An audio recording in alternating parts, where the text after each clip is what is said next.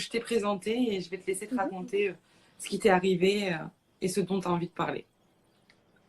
Bon, ben alors moi, tout simplement, le harcèlement scolaire, il a commencé à peu près à partir de la sixième, D'accord. parce que il faut savoir que je suis quelqu'un qui avait de l'avance à l'école, et en sixième, j'avais déjà un an d'avance.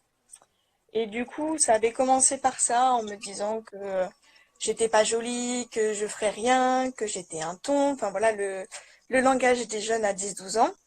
Oui, Et ça a forcément. continué jusqu'en terminale. Sauf que c'est vraiment les 2 années les pires que j'ai pu vivre, c'était première et terminale. Forcément le D'accord. lycée. Et mon histoire est assez similaire à celle de Mélodie, mais avec quelques petites différences. Donc entre-temps, j'ai sauté une deuxième classe et je me suis retrouvée dans une classe de première où j'avais 14 ans au lieu de 16, 17 même, il me semble. Et du coup, les personnes s'amusaient à me dire que je ferais rien dans la vie, que j'étais moche, mais paradoxalement, on me disait comme Mélodie que j'étais une fille à garçon. Et ensuite, en terminale, ça a évolué.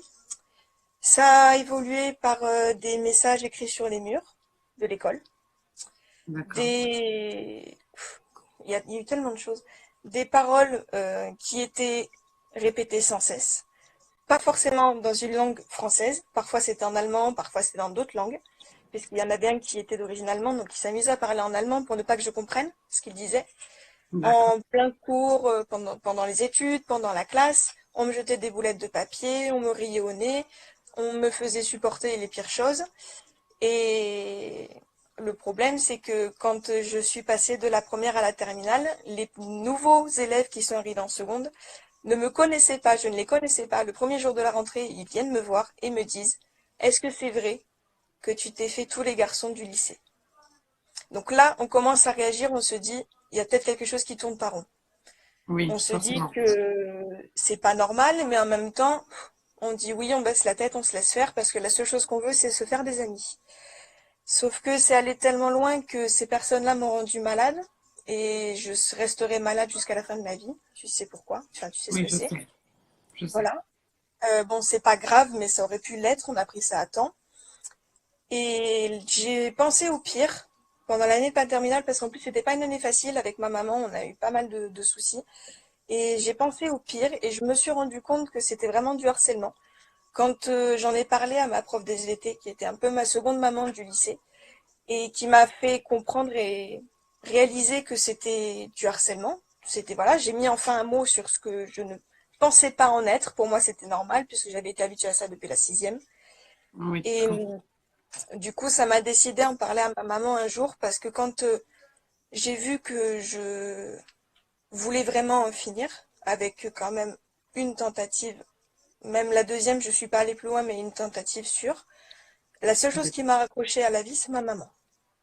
Voilà, c'était grâce à elle que je m'en suis sortie, parce que je ne voyais pas la laisser seule. Donc le jour où ma prof d'SVT m'a fait me rendre compte de ce que c'était, j'ai décidé d'en parler à ma maman. Et ma maman, bah, forcément, elle a réagi, elle a pris les devants. Elle est allée voir les professeurs, elle a pris rendez-vous et on a essayé de faire ce qu'il fallait pour que ces personnes-là s'arrêtent. C'était majoritairement des garçons, puisqu'en plus j'ai fait un bac scientifique. On n'était que 3 filles dans la classe, donc tout le reste c'était des garçons. Et malheureusement, ces personnes-là ne se sont pas arrêtées et me disaient que de toute façon, je passerais ma vie à faire le trottoir, que je passerais ma vie à gagner ma vie. Ça fait beaucoup de ma vie dans une phrase, mais je gagnerais ma Oui, vie en traitant mon derrière, pour être poli, etc., etc.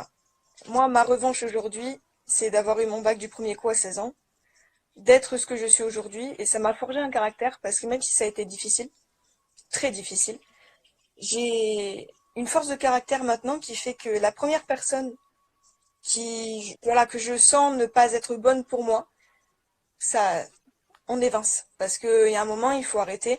Les gens ne se rendent pas compte à quel point ça peut aller loin.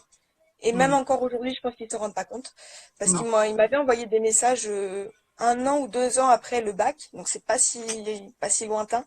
Et Non. je leur ai expliqué gentiment que c'était pas des bonnes actions, sauf que ces personnes-là se sont amusées à me dire que si, parce que de toute façon, c'était justifié pour moi, que c'était la vérité. Sauf qu'aujourd'hui, quand je vois qu'ils m'espionnent sur les réseaux sociaux, je me dis que je leur fais une belle jambe, on va dire. Oui, je Voilà. comprends. En tout cas, fou. Je vais lire un peu les messages que j'ai même pas encore de mots pour répondre, en fait. Tu m'as tellement touchée. Tout le monde te dit que tu es forte, qu'ils sont fiers de toi. Donc tu as des messages d'Émilie, de Emma, de Fanny. J'en oublie peut-être. Je vais tous les lire après. Voilà, je te laisserai toutes les lire. J'ai pas vraiment de questions. Les gens sont submergés par ce que tu racontes. Ça les touche. Parce que tu en as la voix qui tremble et ça s'entend. Et même moi, depuis tout à l'heure, je me retiens. En tout cas, oula! Vous avez failli tomber. Et en tout cas, sache que tu es une belle personne et aujourd'hui, ta revanche, tu l'as.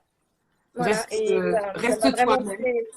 ça m'a fait mon caractère parce que maintenant, je dis les choses cash et je me laisse plus faire et c'est, en fait, quelque part, ça a été une chance, entre guillemets. C'est vrai que c'est des choses compliquées que les filles vivent. C'est très compliqué pour elles d'en parler aujourd'hui. Peut-être plus facile pour certaines que d'autres. Mais je sais que pour beaucoup d'entre vous, c'est compliqué. Et comme tu dis, ça forge un caractère. Et même si tu as un caractère assez trempé, Victoria, parce que je te connais, tu es quelqu'un de franche et toi-même, tu sais que je aime les gens qui sont francs. Mm. Donc c'est vrai qu'on s'est toujours très très bien entendu. Et Oui, d'ailleurs, j'espère qu'après ce confinement, on pourra vite se revoir. Ça oui, fait il trop serait temps. longtemps qu'on ne s'est pas vu. Ça fait trop longtemps maintenant, hein. Mm. Donc voilà, ben, je ne sais pas si tu as encore envie de rajouter quelque chose de plus. Ce que je voudrais dire, c'est que si jamais il y a des personnes qui l'ont vécu ou même qui le vivent actuellement, qui ne s'en rendent pas compte, c'est qu'il faut pas baisser les bras parce que j'ai mis 2 ans à me rendre compte de ce que c'était et à en parler. Mais une fois qu'on en a parlé et qu'on voit que les personnes autour de nous agissent et nous disent pas simplement ne les écoute pas, euh, c'est à ce moment-là qu'on se dit qu'on est soutenu. Surtout quand, pour ma part, en tout cas, j'ai vécu des choses qui n'étaient pas très agréables en terminale. Notamment, nous avons perdu quelqu'un de notre classe qui était un peu mon pilier en plus de ça. Donc, il faut jamais lâcher l'affaire. Il faut se dire qu'on vit pour nous, que la vie est précieuse et qu'il faut pas la gâcher. C'est Voilà. vrai. Donc tu verras, tu as énormément de messages. Et je te laisserai aller les lire. Parce que je sais que ça va te toucher. Et je pense Ouais, je vais que les c'est le lire. genre de petits messages, c'est bien d'aller les lire dans son petit Oui, coin. oui, Et pas que je vous les lise directement en direct. C'est pour ça que j'évite de trop vous en envoyer, de trop vous en lire également. Je lis plus quand ça pose des questions. Mais en tout oui. cas, merci beaucoup de ton témoignage, Victoria. De rien. Ça m'a vraiment touchée. Et de toute façon, tu sais que toute la famille Angel Beauté est là pour toi et que si un jour tu as besoin, on sera toujours là pour toi. Oui. Je te fais de gros bisous. Je te remercie du fond du Bisous. cœur. Et je te dis à très vite. À très Bisous, vite. ma belle.